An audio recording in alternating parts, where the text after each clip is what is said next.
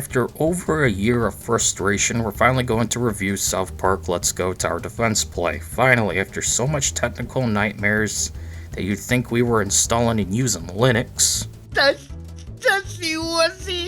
two Xbox 360 exclusive games are now within reach for a proper review as we continue our journey to review every single South Park game.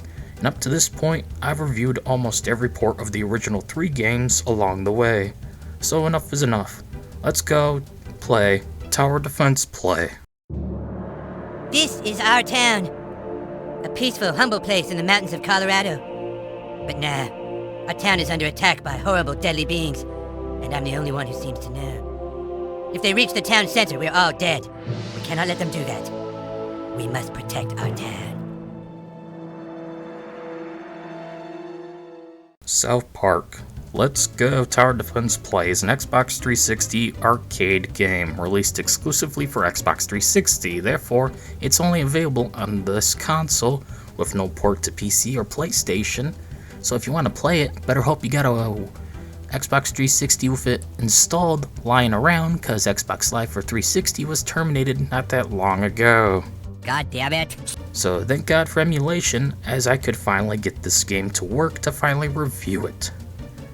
As I only ever got to play the demo back in my teen years, we didn't really have the best of internet at the time, and I also had the arcade bundle with Kung Fu Panda and Lego Indiana Jones. So I would need the network adapter to go online and pay to go online. Plus the game itself was a lot of money at the time. Basically TLDR, the Xbox 360 was the most inconvenient, most expensive console for its time. And I'm glad I dropped it in favor of Wii and PS3 before going full on PC. No, not that kind of PC. The good kind of PC. As in computers. That little did! Anyways, now that I can finally play this game, we'll cover it alongside the other Xbox 360 arcade exclusive afterwards. That one being Tenorman's Revenge. As for Let's Go Tower Defense Play, it was developed by Doublesix and published by Microsoft Game Studios in the year 2009. It's a tower defense game where you control the 4 boys and must fend off waves of various villains throughout the show's run up to that point.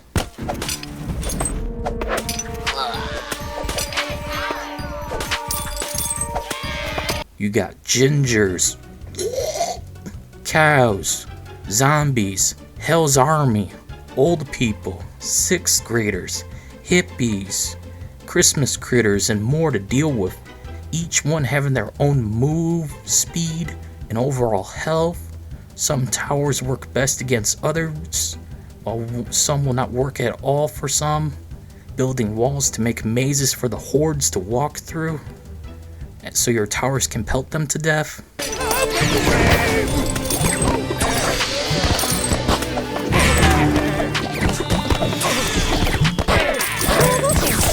If they make it through, the town will take damage. If the town's health reaches 0, game over, start all over again.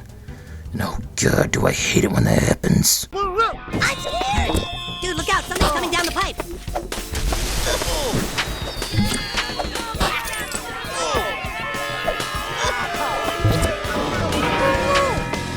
You guys, it's serious! God f***ing damn it! The game controls really well, using an analog stick to move around, pressing the A button to throw snowballs, holding A to build up a more powerful throw, B to dismantle towers, X to bring up the build menu or upgrade towers, Y for special ability, L1 is speed up countdown to next wave, R1 is switch between characters, and that's about it control wise, and it's pretty good. Get chili and fed it to it. Things start looking desperate. Let me show you my special power.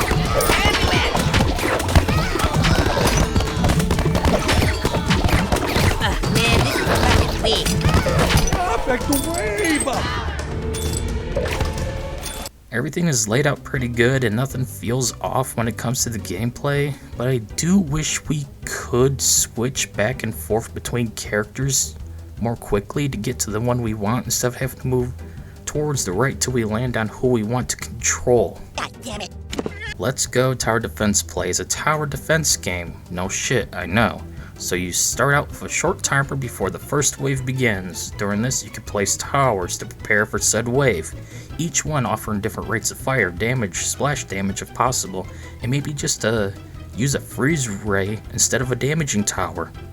Once you're all set, place the kids around the walls or on them so they're within range of attacking enemies that will walk by, and this is the basics of the game's gameplay. Jimbo, look.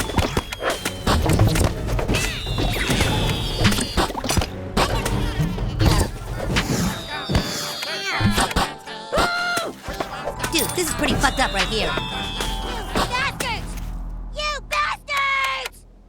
And it just works. While I now owe Todd Howard $2.50, I also am in the right when I say the gameplay is simple and fun, at least in short bursts.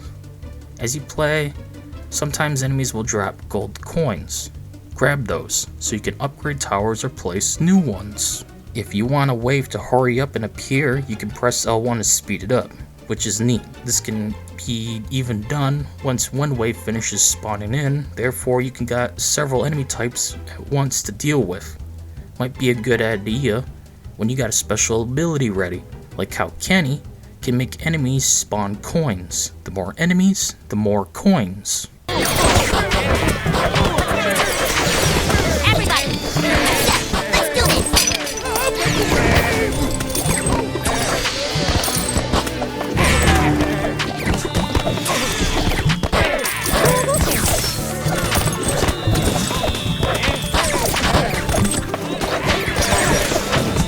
Or just use Cartman's ability that will carpet bomb the level.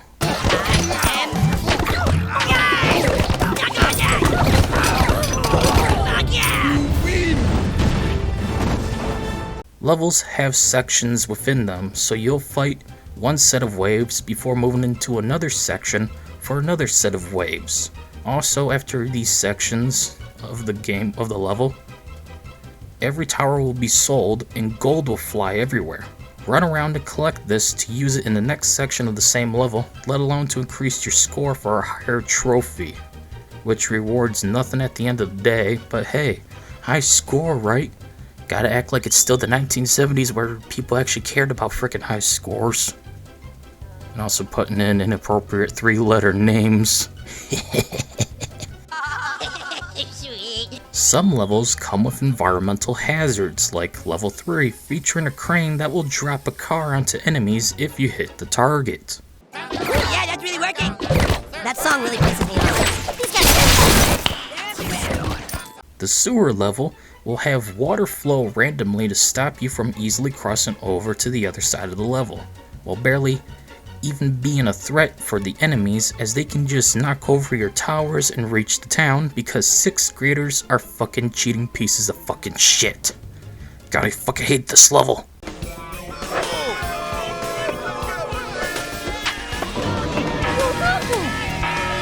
graders, I hate these guys. Can you handle this, Mom? They're everywhere. Why do we always end up in these situations? Gay, totally gay. In later levels, you'll be given the ability to build walls. This is because later levels require you to make the mazes for enemies to walk through. These only cost a single coin, but when you move around and place stuff, you'll notice it's not exactly precise.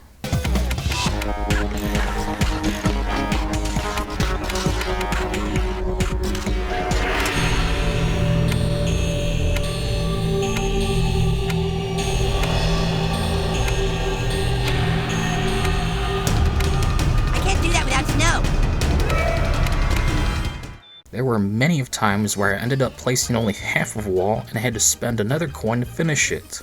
Plus, certain enemies can just go around your towers and over the walls, so it's not like it's a great thing you can build, so why even include it? Damn Christmas critters were jumping over the walls like a flock of Mexicans. Yeah, this is going great.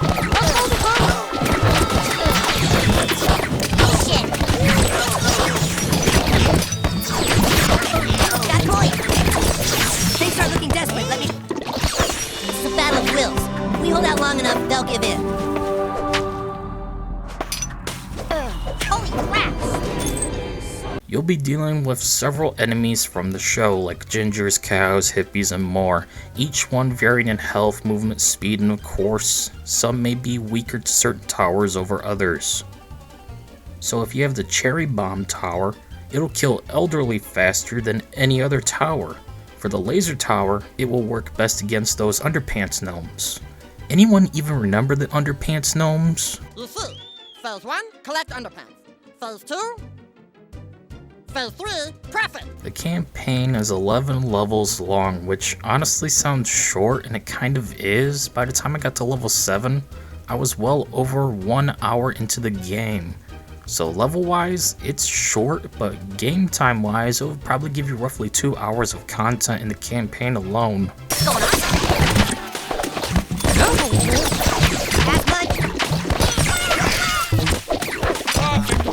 And for an arcade title that costed, what, about $10 at the time, because everyone was using the stupid point system to screw you out of more money instead of just blatantly saying, hey, this is $10. No, instead it's 800 Microsoft points.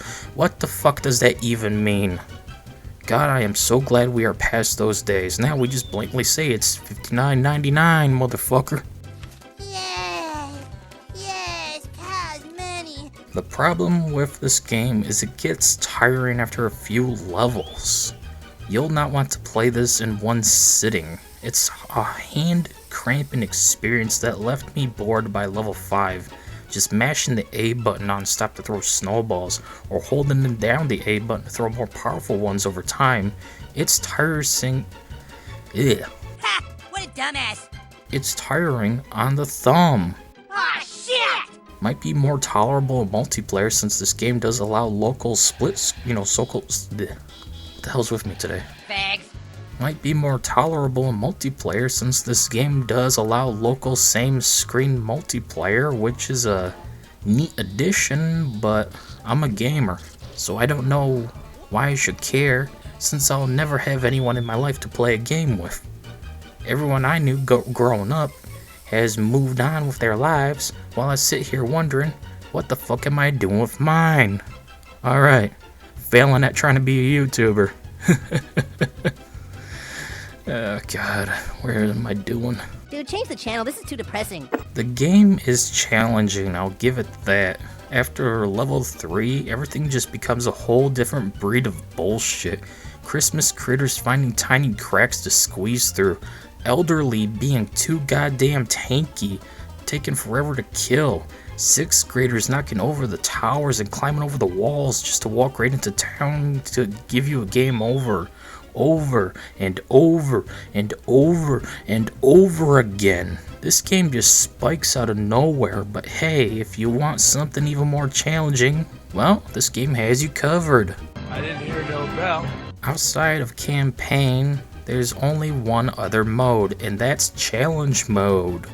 Here, you can play various levels that range in difficulty that's higher than what campaign levels have to offer you. Yay! Each one will also give you an idea as to what you'll encounter, like snow-eating zombies that will easily avoid the maze path in favor of just walking right through your walls to the other end. How about fucking no?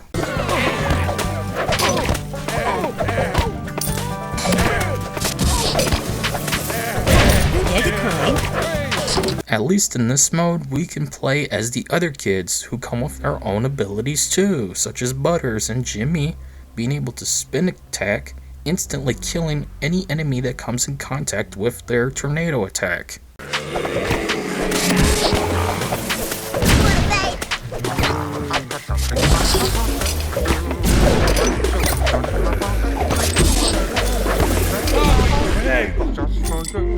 Of course, the name is challenge mode after all, and these levels are indeed a challenge as you'll face enemies you never faced before, which means you might not have a tower that can easily kill them, or you don't have one that can slow enemies down if they move fast. I only played one level because at this point I'm bored of the game after playing well over an hour.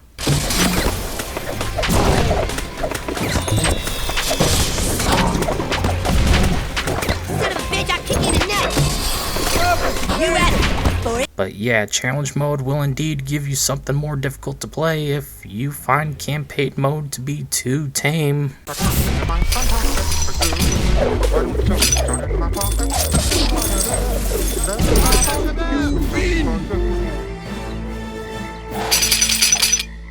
The humor is on par. While not the golden years of South Park funny, it's at least in between the horrible P episode and modern South Park. So sometimes it works, at other times it's just so meh you'd be forgiven to forget you were playing a South Park game and not a Cleveland show game. We get it! It's just nothing special. I wasn't laughing at all, but at least it's not a drag akin to the Fractured Butthole was. That was season 20 in the form of a video game. Alright, is everyone okay? Oh, you guys, I think I shattered a testicle. Shattered a testicle? You have to take me to the hospital. It's alright, Butters. You only need one testicle. No, you have to take me now. Alright, come on, guys. My God, this boy has completely shattered a testicle. Take him inside and patch him up, Doctor. We need him to help us fight. Look, over there, something's coming. Take defensive positions. As you play, you'll unlock stuff in the scrapbook. Here you can view info on characters, villains, towers, levels, and even watch unlockable clips from the show itself. Each clip relating to the character or villain in question, so yay? I guess? I could care less, but it's here for those that want more to the game. I doubt it. With all that said, we're now down to 3 more games to review, those being Tenderman's Revenge, The Fractured Butthole, and Snow Day. We'll tackle them in order, so Tenderman's Revenge will be next. Great, a platformer about gingers. Only South Park could make something so terrible and try to pass it off as a good idea. Well, we'll see, as I only ever played the demo for that game too back in the day, and from what I remember it was a terrible game not even worth downloading the demo for, or just getting it off of a demo disc. I got a lot of Xbox demos on disc, which also updated my console since I never could go online. Hooray for the 2000s country life. Fuck me! At the end of the day, South Park Let's Go Tower Defense Play is a painfully average game worth playing. There's some problems like its shallow repetitive gameplay, its humor falling flat for a lot of the time, there being no real reason to even try to get a good trophy ranking for each level. You can't use the other kids from the show outside of challenge mode, etc. I agree. But hey, if you can get this game to work, it's worth a play. It's nothing special, and I can see why no one ever really talks about it, but I'd rather play this than South Park the video game, Rally, and The Fractured Butthole any day. Sweet. Soon enough, we'll cover the other Xbox 360 exclusive Tenderman's Revenge, but for now anyways, that's it for this video. See y'all later. Goodbye. Hey, guys, what's up? Craig unrocked? Who the hell wants to unrock Craig? He's an asshole. I'm supposed to tell you to go to the 6th graders hangout. Who? Who told you to tell us that? Yeah, who's doing all this? I don't know. Well, you must know something, Craig, if somebody told you to tell us to be somewhere. Suck my balls.